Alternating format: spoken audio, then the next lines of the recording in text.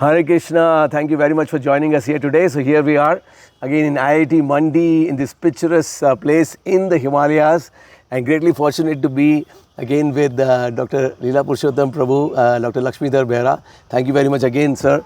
You had enlightened us in such a beautiful way, talking about how this university focuses on both and diving deeper internally for an internal experience and bringing that in harmony with the outside experience of this world so that we can do the highest welfare to all.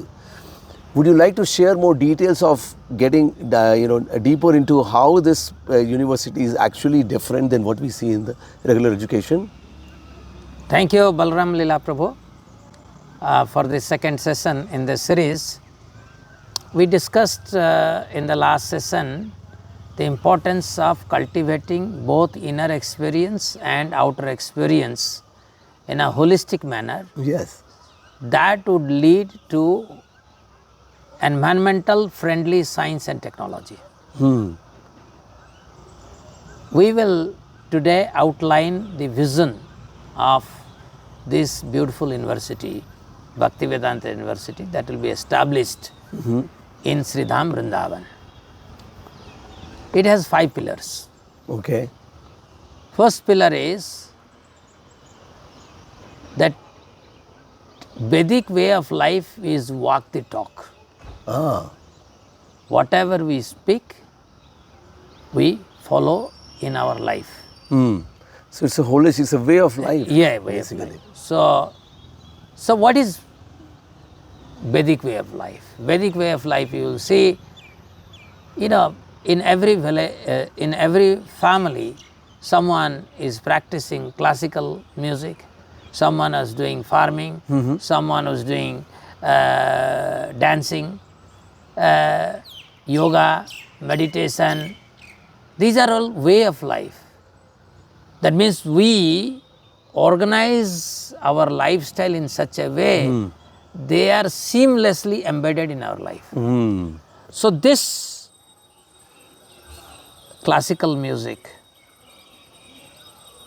dance, drama, yoga, so many aspects of culture, meditation, right. Yeah,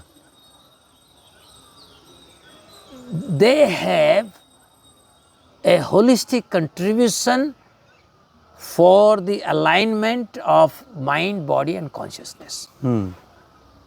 One of the things that we are seeing in the current global situation is pandemic of mental health. Why it was not there earlier in Indian society? It is not that strife was not there. Strife is always there within this world. Absolutely. Okay, but we were mentally healthy because of this way of life. Now, we should not think they are simply some kind of alien things, not necessary for us. Yes. No, whether you are a doctor, engineer, administrator, we always enjoyed music, dance, drama, being part of our life. So now these topics must be pursued in a scientific manner. How they contribute to the holistic alignment of mind, body, consciousness so that you remain happy. So you have to create happy people. If youth is not happy, what they will contribute? So they are the art of our life. Within that art, science is also there. We have to unravel that. So we have to now bring these things in the university curriculum and ensure that all our students somewhere they make this part of their life. Somebody can practice instrument, somebody can practice vocal, somebody can practice dance, somebody can practice drama. Or somebody can practice agriculture. Yes. As you are saying, there, your profession. No, agriculture is an occupational duty. Even an agriculturist has to adopt this. Exactly, that's what I'm saying. So agriculture is a core profession. Right. Whereas these are, they are just like, you eat a full meal, Yes. but if there is no Rasgulla at the end. But these, but understand the science yeah. behind these Yes, things, yes. these different art forms. So also. this is the first pillar of our university, where we would bring these Vedic way of life, performing arts, yoga, meditation, all these Right, things okay. in the main curriculum, and ensure that our life is happy. Second is that we, as an educational institute, we must be seeking truth, which is, I told yesterday, gave some glimpse that knowledge creation. That is, India knowledge system, which is contained in Bhagavatam, Bhagavad Gita, Ramayana, Mahabharata, Upanishad, Veda. So, they have lot of scientific aspect to understanding nature, understanding self, and understanding the relationship between self and the nature. So all these things are there. How do we understand it? It is not that we should sit on a chair and read Bhagavad Gita, but the science within it must be brought to life and make people understand the value of Bhagavad Gita. So knowledge creation means we create knowledge, like yesterday I said, you can create knowledge from a right perspective or a wrong perspective. Right. Understanding nature, exploitation of nature, two different things. Yes. So we concluded yesterday how the science, by neglecting consciousness, has entered into exploitation of nature. So now we are talking about that how we can create science while keeping harmony between inner experience and outer experience. So this will be a new science. So in this science, we will first understand what is cognitive matter. I think this is a much complex topic, which we'll discuss in details in another session. Yes, yes. But today I just gave you the idea that the science today is based on matter. Now, my proposal, as per my understanding of Bhagavad Gita, is to create a science based on cognitive matter. So that is called seeking truth. Second pillar. Well, so I can ask you a question here. Typically, people would think that if you come talk about ancient knowledge, then it is what it is. It's static. It cannot involve, like, really deeper research or creation of knowledge. That's what it is. And only the modern science is actually coming up with, more knowledge creation activities. So can you clarify on that? Because you are saying that it's based on, ancient wisdom, but you're talking about creation of the knowledge at the same time. So is that it's based on that? How would you? No, knowledge has to be created at every moment of time. No, that is a wrong way of thinking. You see, the world is continuously changing. Right. So knowledge must be created at every moment to address those challenges. Knowledge has to be created. Right. But who will create knowledge? Intellectuals will create knowledge. Right. But those intellectuals, they have to be trained that there is an inner reality and there is an outer reality. Right. And we have to follow a path where we explore both reality.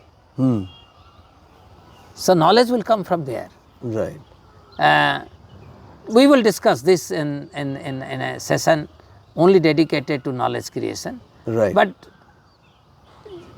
let me just make a summary of this Right. knowledge creation is that university imparts skill in varieties of subjects. But while it imparts all these skills, the fundamental principle behind a university is seeking the truth. Right. Truth is dearer than any aspect of our life. We may say, my family is dearer to me, my country is dearer to me, but truth must be dear most. Right. So, this transcends the boundary of caste, creed, race, nationality. Truth is something that binds everyone together. So, that is seeking truth. Yeah, and that is So, creation of knowledge. and of course, seeking truth means how, if you seek the truth and there is no knowledge creation, how can Yes. it be seeking the truth? Right. So, this is the second pillar, and third Right. pillar is all universities are geared towards urbanization. Oh, yeah, absolutely. That means we are only addressing the urban life. And we have forgotten what are villages. If you look at our ancient India, when we were contributing 30 to 50% of gross GDP to the global GDP, Yes. our villages were prosperous. Prosperous villages means prosperous India, not vice versa. So, we need to preserve the fabric of village life within India, because that creates better harmony with the nature than too much of urbanization. That is why we are not against urban life, but It's a question of harmony. we want to promote village life. So, this university would work to develop course curriculum and skill sets that will create job within village environment. So, this is the third pillar. Fourth pillar is, you say, we 1 second, just maybe like that. Go ahead. Yeah. the fourth pillar is economy. Knowledge and economy must be developed, that there is no exploitation. So, Vedic way of life is everybody is made self-sufficient. This concept of big business houses and they owning everything is antithesis to Vedic way of life. Oh. It is not correct. As an intellectual, I must be self-sufficient, such that I don't enter into mental stress because of financial insecurity, such that my creativity is not hampering. My creativity will hamper if there is a financial stress. So, how do we create a decentralized economy? A farmer must have self-sufficiency in terms of economy. An intellectual who mostly focuses his life in exploring the truth, he also needs to be financially stable. So, this is a bigger topic. Also, we will talk this topic. But that's beautiful that you are saying that enhances creativity. You know, all of that, that's really See, amazing. we will talk how Britishers were responsible Right. for destroying our decentralized economy. We will discuss that Sure. in another session.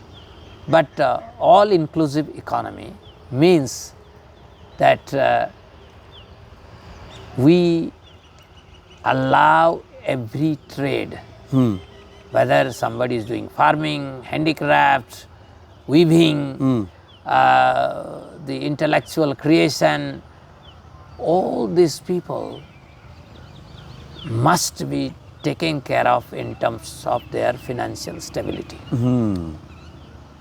Chanakya Arthashastra had certain value system exactly in this regard. That also needs to be explored. And the fifth pillar was the visionary leadership. Who are the leaders? Normally, although intellectuals are the higher in the ladder of our societal structure, but administrators are the leaders. Right? Absolutely. And they have to ensure, Yeah. right, villages are prosperous, Yeah. economy is decentralized, intellectuals are protected so that they can create knowledge, Yeah. right? So these leaders, administrators, how do we create that? They have a Vedantic brain, Oh. right? That's why earlier the kings were called Rajarsi. They are Rishi first, then king. So time has come also, we have to create leaders. Who are the leaders now? Our IAS officers, ministers, Right. executives. Yeah. So all these people are leaders. So they have to be trained in Vedantic aspect of life. Wow. So these kind of leaders we have to create. So this is basically the 5 pillars of the university. Of course, every pillar needs a much better articulation, but I gave you some Yes. hint about this. And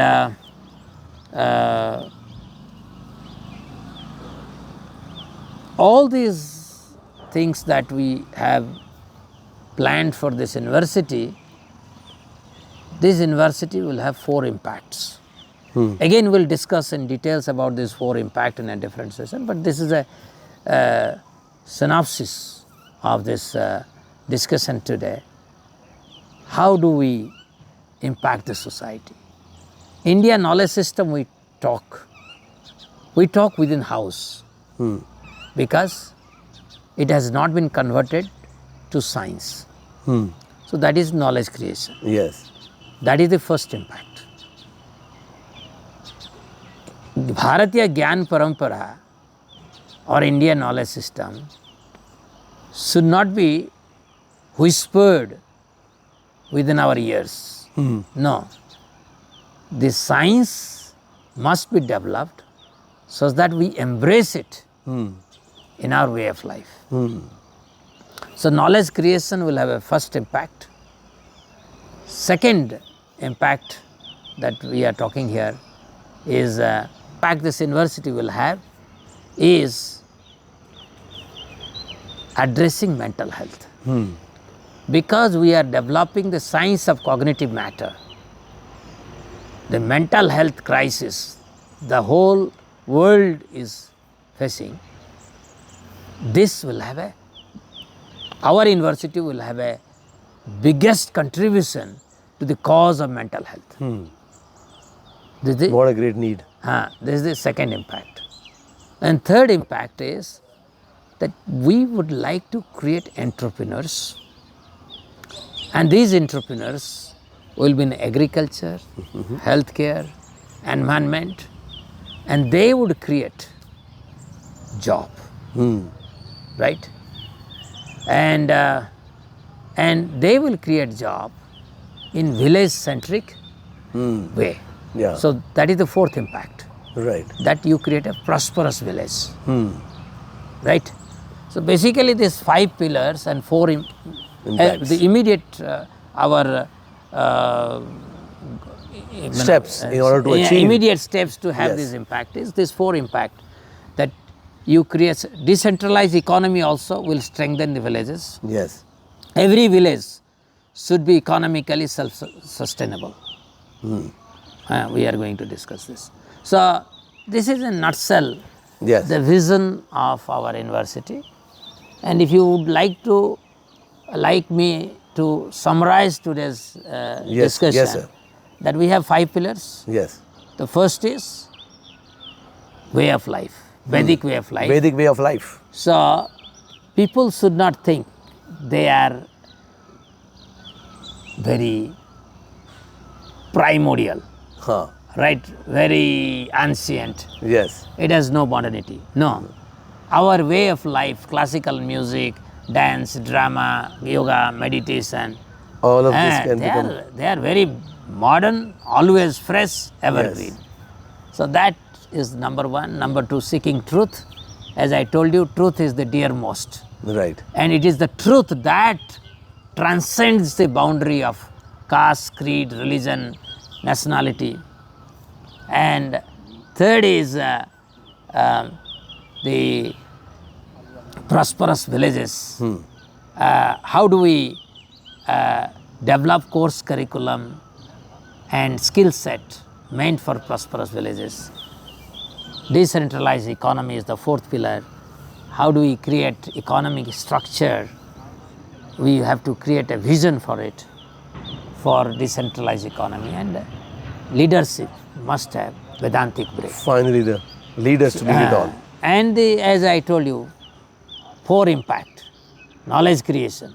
India in the current context has no role literally as far as a global knowledge body is concerned. It is coming from West. Yes. We are all absorbing the science and technology from West. Yes. But no, we must now give the science and technology that the entire world will embrace. And that will make us Vishwaguru. Yes. So, this is knowledge creation, first impact. Second impact is the mental health. Because we are developing the science of cognitive matter, we will be able to address mental health holistic manner than others. Third is prosperous village. We will ensure villages are becoming prosperous. And fourth is the entrepreneurship driven Making entrepreneurs in these different fields that you said. Yeah, so the fourth impact is that we would create job creator. So we will train our students who will be job creator, right? Job creator in agriculture, job creator in healthcare, job creator in environment, and many other. Yeah. So, and particularly we will encourage them to create job in village. Yes. Okay. So this is the essence. Thank you so much for summarizing it so nicely here. Really eagerly looking forward that this manifests in a beautiful way in the world of education and then to impact the society also extremely beautifully. And really definitely looking forward that there is more that we can hear about the practical application of each of these 5 pillars as well as these different impacts. Thank you so much again here in IIT Mandi in the picturesque Himalayan range. So grateful to have this wonderful knowledge being shared with us. Hare Krishna.